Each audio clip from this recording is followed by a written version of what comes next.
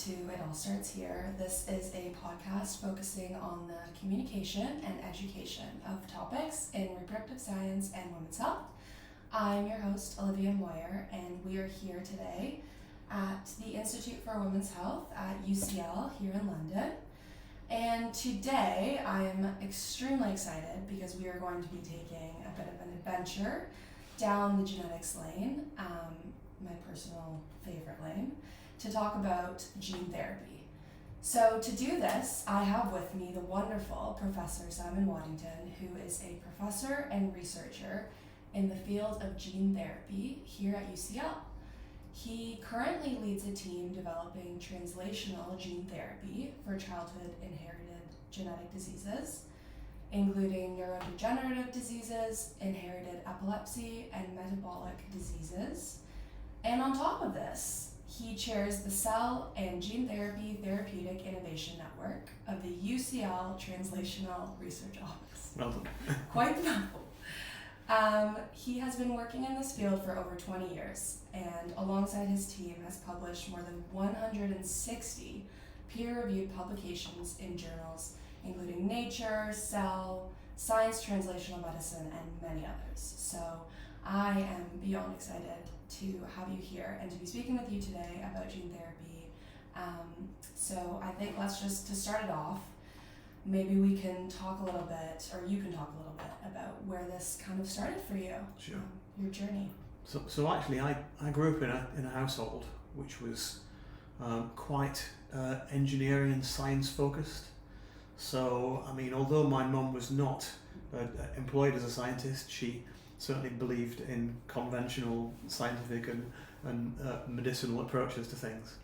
My dad was an engineer, a mechanical engineer, and my brother was an electronics engineer. So we had quite a lot of science books around the place. So I would read these books, and I knew that I just loved science.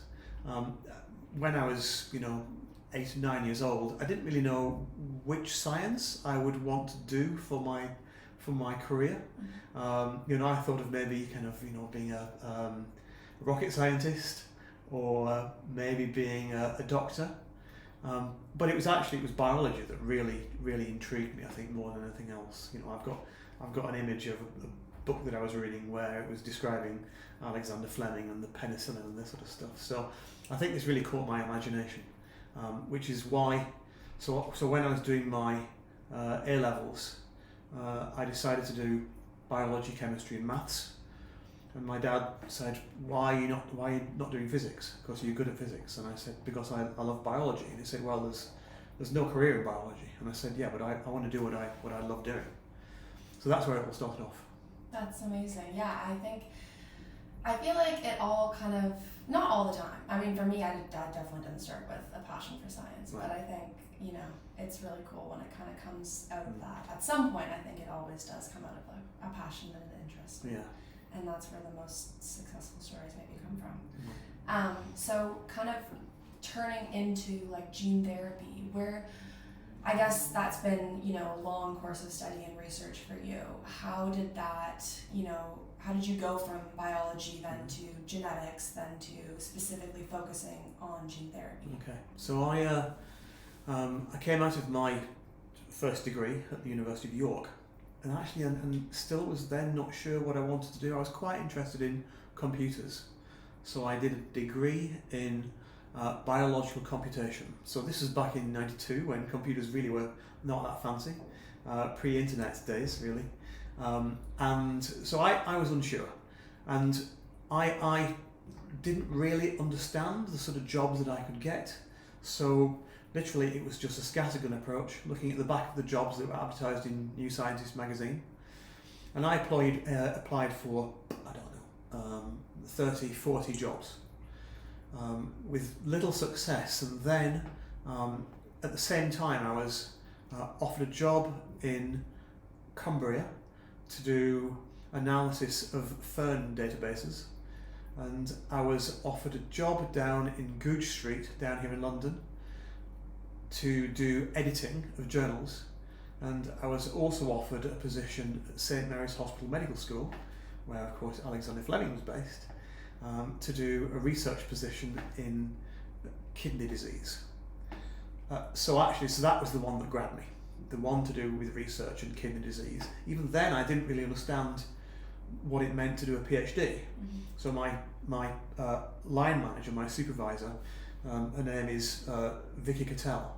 She was a histopathologist, and actually she's one of my great inspirations because she taught me a huge amount of what I know about scientific method, about rigorous experimentation, about writing, about presenting.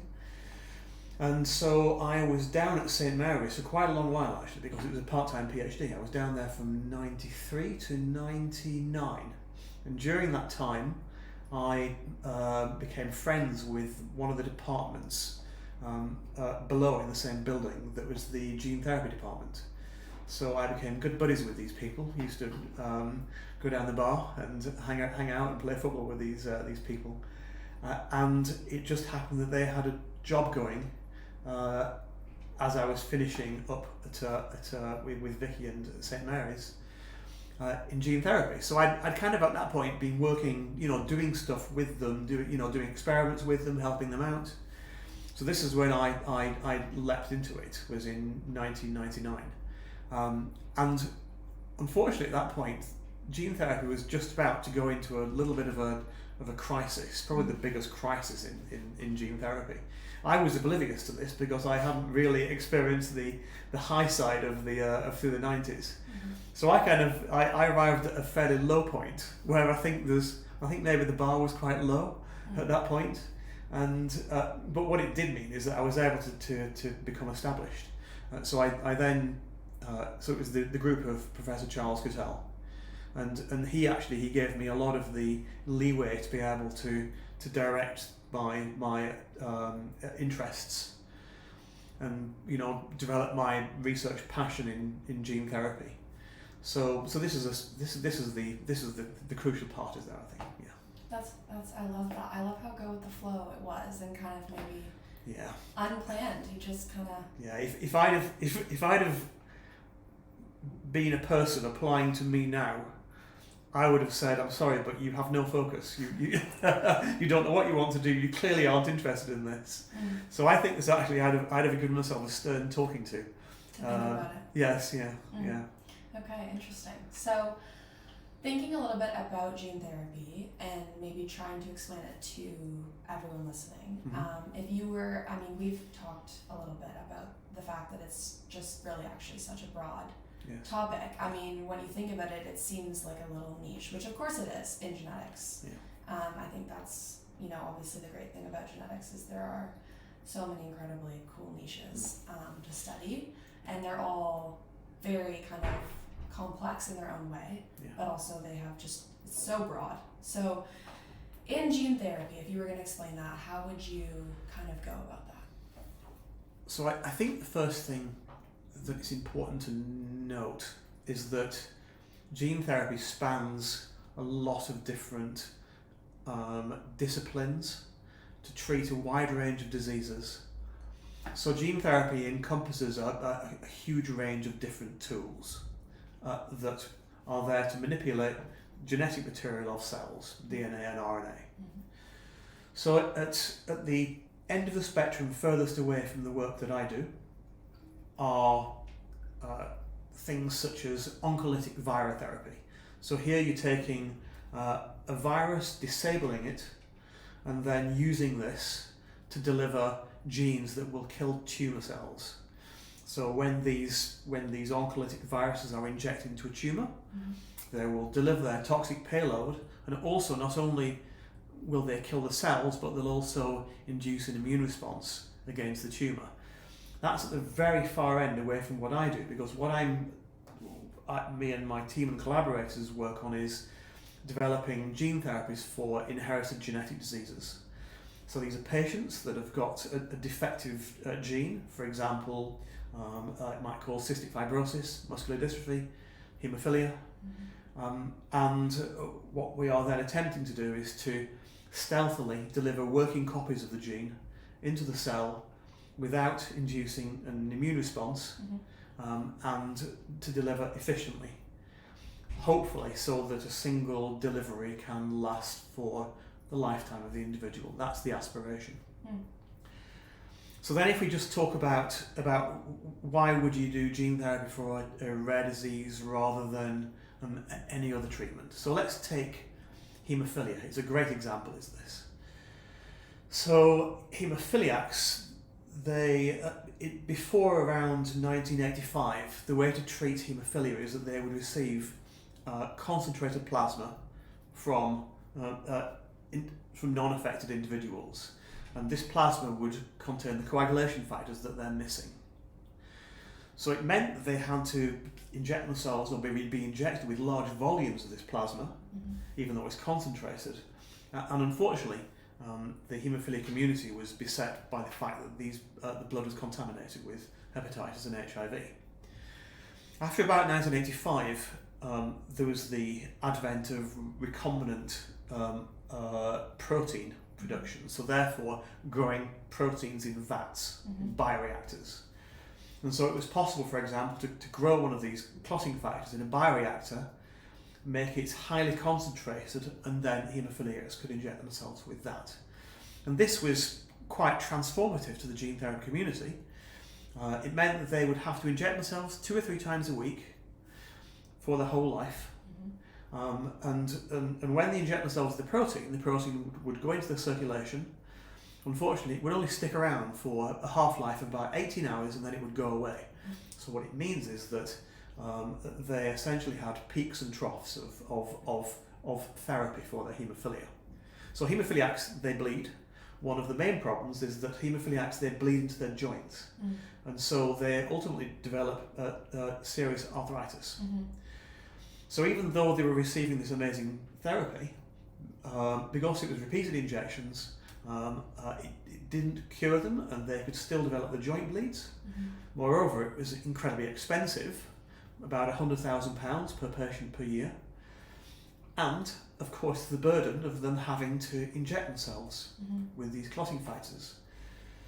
Now, over the past a couple of years, have been the licensed, market-approved gene therapies for haemophilias A and B. This is certainly for haemophilia B. This is a single injection that, as yet, is lasting the patient for 10 years.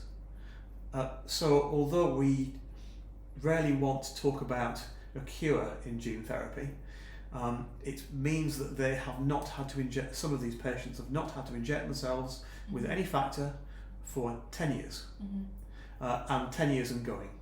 So this is the transformation, is that rather than having to take a drug or a medicine every day, every other day, in theory with the gene therapy, it's one shot and you're done. Wow, that's amazing. And so, okay, so one thing that kind of became clear to us in my background is in genetics. I did my undergrad in that. And one thing that people were talking a lot about towards the end of it is about like the variability in genomic sequences. Yes. Between, different sexes, between different, ethnicities, people from different areas of the world. In the context of gene therapy, I'm assuming that there is like maybe a reference genome that you would use or sort of use during your developments of the therapy. Like, how does that all work? Yeah. So, I mean, certainly gene therapy has been progressing through the low-hanging fruit of diseases. Yeah. Where these are, in theory, diseases that should be easily treated by delivering a working copy of the gene. Right. So there hasn't been a huge amount of attention paid to the nuances of the sequences. And so the way we've tended to do it is that we just go to a reference database online, get a sequence from the unaffected reference genome, and then use this, insert it into the vector, and then delivering it into the cells, into the mouse models, or into then ultimately the patients. It clearly isn't quite as simple as that, because we make different versions of the gene in different cells in our body, and indeed, as you say, it's that different individuals will express slightly different versions of the gene. Some will work better, some will work less well. Mhm.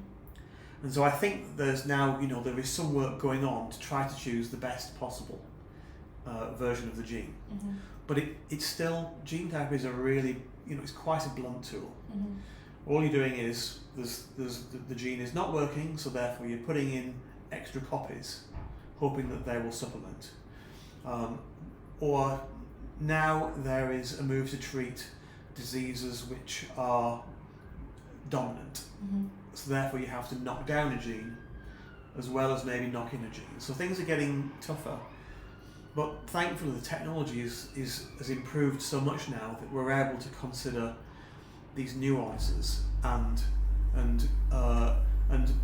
have more complex solutions than we ever really dared that we might be able to think about. Yeah. That's interesting. So I just caught what you said earlier, is that in the community of gene therapy, there's like a resistance around saying a cure for something. Yeah. I feel like I have an idea of why that is, but maybe you could elaborate. So, for example, one of the most stunning examples of gene therapy and clinical success, I think, was with spinal muscular atrophy, type 1 spinal muscular atrophy. These infants, untreated, by the age of 2, they would be, it's a neuromuscular disease. So by the age of 2, they would have nasogastric tubes, they would be under positive respiration because they don't have the muscle strength to be able to breathe or swallow. And without those, 90% of them will not live beyond their second birthday. So there was a gene therapy developed to deliver the survival motor neuron protein gene to these infants. So it's a single injection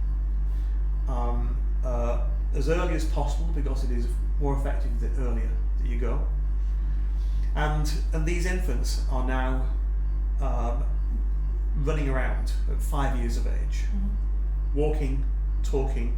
Some of them are difficult to distinguish from unaffected children, but they aren't completely cured. They still show some aspects of the disease. They do have some evidence of neurological deficits. Moreover, it's really early because this is the first cohort of patients that have ever been injected en masse with these gene therapy vectors. So we might find out that in 10 years' time, there's an aspect of the disease that we didn't appreciate. Right. And the reason that we didn't appreciate it is because no kids ever live until the age of 10 with type 1 spinal muscular atrophy.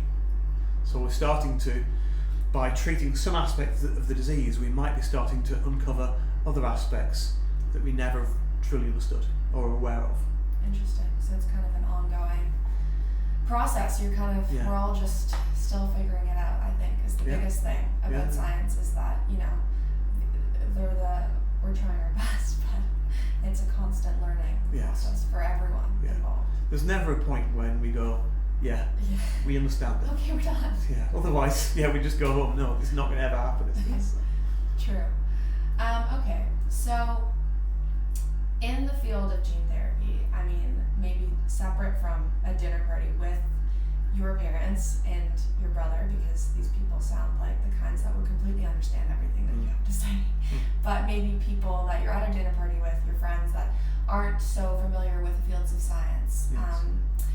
Do you find that there are common questions that people have, or maybe even like misconceptions? What's something that people are constantly flocking towards you about with gene therapy, and you're like, I wish that I could address this, or this is so kind of misunderstood? Are there areas of the field where you're like, I wish that people might just see it from this perspective instead? Okay. There are a lot of questions that people ask. One of the things that people, I think, struggle to get their head around is that it is in theory just one injection and then you're done. And the question then is, will it really last forever? We don't know that. But principle of it is that you should have one injection and you're done. One of the other questions is around the fact that the most effective gene therapies use vectors that have been derived from human viruses.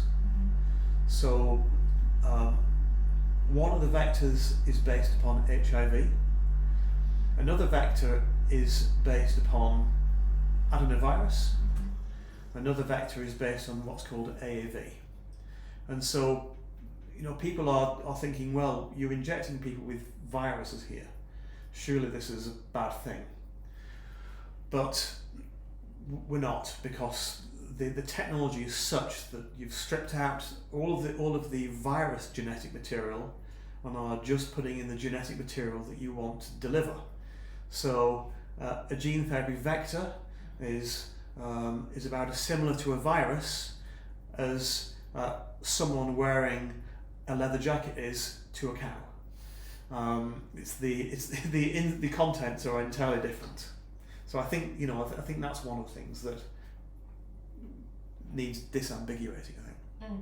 Yeah, I think that's important, and I think particularly the reason I ask is just because I think particularly in the field of genetics and Yes. also the idea of a therapy, so an injection. I think with COVID, people became a lot more kind of aware and wanted to educate themselves on these kinds of topics, but there's also just so much misinformation out there. Yeah. And a lot of different kind of theories about what certain things could be, and I think it's important to Yes. kind of address them and talk about them, and open that conversation up a little bit as to what the reality is. Yeah. It's funny actually, because there are, I think there were two major genetic vaccines. There were the RNA vaccines, and then there was the adenovirus vaccines. And for those of us who have worked in adenovirus gene therapy at one point or another, we've always had to be very diligent about filling out the safety forms in case we ever inject ourselves with an adenovirus. And we are in the field aware that if you inject yourself with an adenovirus, you aren't going to come to much harm. But there were always reams of forms. And it was always kind of with a wry smile that we then realised when the adenovirus vaccine for coronavirus was rolled out, when all of a sudden you were getting hundreds of millions of people injected in the arm with an adenovirus that we would otherwise have had to fill out a safety form for. And I think that the coronavirus vaccines are an interesting example, because for some of the adenovirus vaccines, they clearly caused some side effects.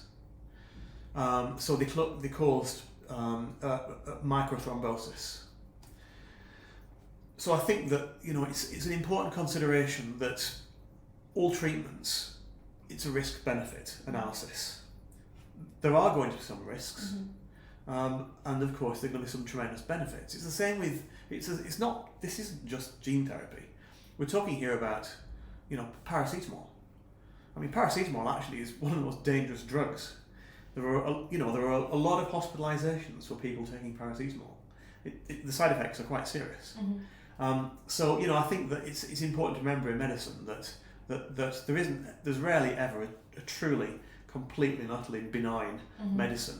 It's going to have some side effects in some people, and so we have to always balance this risk-benefit analysis when we're looking at developing these treatments. I mean, for the kids with type 1 spinal muscular atrophy, they're not going to see their third or fourth birthday. So therefore, injecting them with something, huge amounts of gene therapy vector, in 10, 20 years time, this might cause problems, but at least they're going to be able to see their teenage years, for example. Yeah, for sure. Absolutely. Thinking a little bit about sort of the communication of this topic, like gene therapy, I think, you mentioned to me before you've done different, conferences and bits with certain like panels or whatever that Yeah. where you've educated all on the topic of gene therapy. Yeah. But you kind of mentioned that sometimes, and of course, like as we said, it's a broad topic, but thinking about like communicating on this, do you think it's important to talk about gene therapy in a more kind of casual way? Like, do you think it would be helpful or beneficial to this field Yeah. if people knew more about it? Yeah, absolutely. So I was involved fairly early on in the activities of the British Society for Gene Therapy, and one of the mainstays of an activity of the society was to try to educate the lay public and schools to try to explain what gene therapy was, what cell therapy was as well, eventually, and to try to demystify it, and also to try to place it in the context of reality. So therefore, since 2006, there have been an annual public engagement day with every BSGT meeting. So absolutely, I mean the field is very. I mean the field was very aware, because in the early 2000s, gene therapy was going through a rough patch, and people thought that it was finished, and people didn't realise that actually it was just on the cusp of delivering. So I think it's really important to be able to communicate this, and I think the BSGCT does it really well, and I think the European Society now does it really well, and I think the American Society of Gene and Cell Therapy does it really well as well. Well, that's good. Yeah, that's great. I definitely think that it's gotten a lot better, and I think that obviously with COVID there was a ton of really awful and harmful things, but there were also a lot of helpful things in terms of like evolving the community in terms of science communication and that kind of the gaps that existed there. But I think speaking of gaps, do you find in the research community and the clinical applications of gene therapy, I think it, especially with patient involvement, do you find that there are gaps that exist between kind of like what you're doing in the lab versus what is being practiced? Or I feel like there's so much of the time in different fields like a discrepancy between like the current guidelines around clinical practice and what patients know versus like what researchers are doing and what their passions are. Do you find in gene therapy there's common things that exist? So I think that in gene therapy, it's very much been focused towards clinical translation. And I've noticed that, when people have asked me, how do you choose a disease or a project? Quite often, the drivers for this are clinicians that have patients who they are frustrated not to be able to treat, and therefore want to develop treatments for them, genetic treatments for them. Or sometimes you have patient organisations where they've pulled themselves together, and essentially they are calling on the researchers to say, can you concentrate on this area?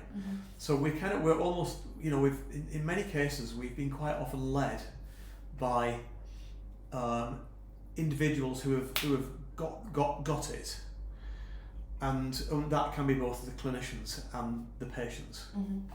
I think that's nice. I feel like that's how it should work. It would be good if that could work more often in the different areas of science too, because I feel like that would close gaps.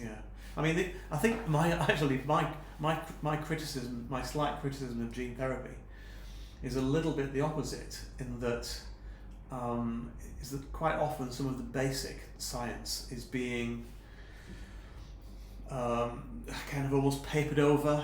There's a huge amount that we don't know. And I think we would really benefit. We would really improve these gene therapy vectors by understanding more of the basic science. But gene therapy is very much driven by translation and looking at clinical benefit as well.